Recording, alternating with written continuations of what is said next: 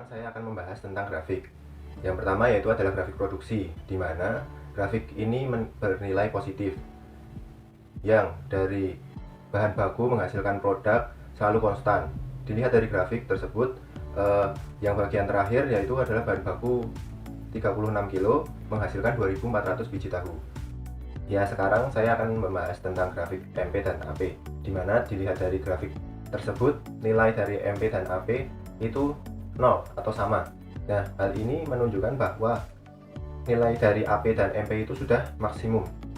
Dan jika kita lihat dalam grafik tersebut, belum menunjukkan adanya penurunan nilai MP dan AP.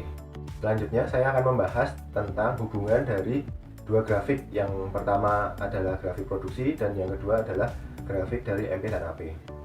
Hubungan kedua grafik tersebut didapatkan bahwa jumlah produksi terus meningkat, di mana MP dan AP berada dalam kondisi yang maksimum. Hal ini didapatkan bahwa produksi tahu tersebut masih dapat meningkat hingga kapasitas maksimum dari rumah produksi tahu tersebut. Oke, saat ini kita akan mempelajari biaya eksplisit dan juga biaya implisit. Yang pertama, biaya eksplisit. Jadi biaya eksplisit adalah biaya yang benar-benar dikeluarkan, khususnya dalam proses produksi. Dalam hal ini, biaya eksplisit yang kami hitung ada 4 jenis. Yang pertama, biaya variabel, biaya tetap, biaya tenaga kerja, dan juga biaya overhead. Untuk rinciannya, biaya variabel sebesar Rp292.360,4. Untuk biaya tetap sebesar Rp8.132,89. Untuk biaya tenaga kerja sebesar Rp60.000 dan juga biaya overhead sebesar Rp7.692. Dan ini hasilnya. Bisa dilihat, hitungan ini kami kalkulasikan berdasarkan biaya yang dikeluarkan per produksi. Oke, selanjutnya kita lanjutkan dengan pembahasan biaya implisit. Jadi, biaya implisit adalah biaya yang tidak benar-benar kita keluarkan. Bahkan, biaya ini terkadang seringkali tidak terhitung di pencatatan keuangan.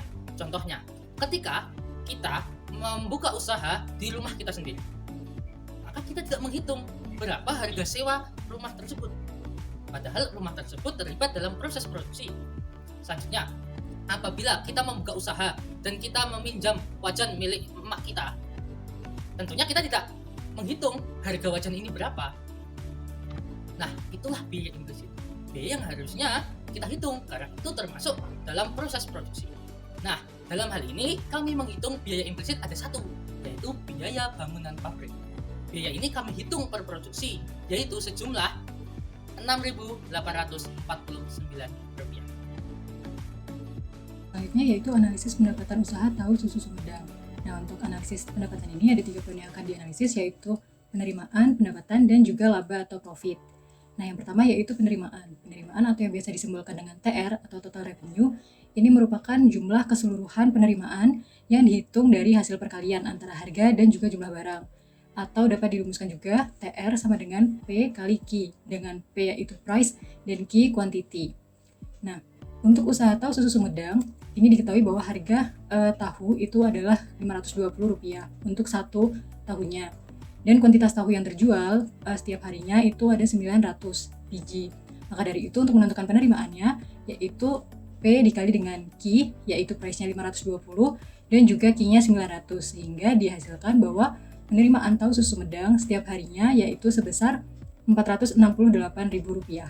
Nah, untuk analisis yang kedua yaitu analisis pendapatan.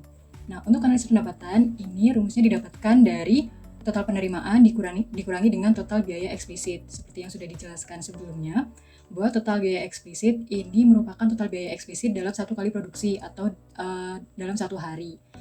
Itu. Nah, untuk pendapatan yang dihasilkan dari usaha tahu susu Sumedang ini didapatkan dari penerimaan yaitu sebesar Rp468.000 dikurangi dengan total biaya eksplisit yaitu Rp368.176,6, sehingga dihasilkan bahwa pendapatan dari usaha tahu susu Sumedang ini dalam satu kali produksi atau dalam satu hari ini sebesar Rp99.823,4. Untuk analisis yang terakhir yaitu profit atau laba. Profit atau laba ini didapatkan dari total revenue atau pendapatan dikurangi dengan biaya eksplisit dan juga implisit.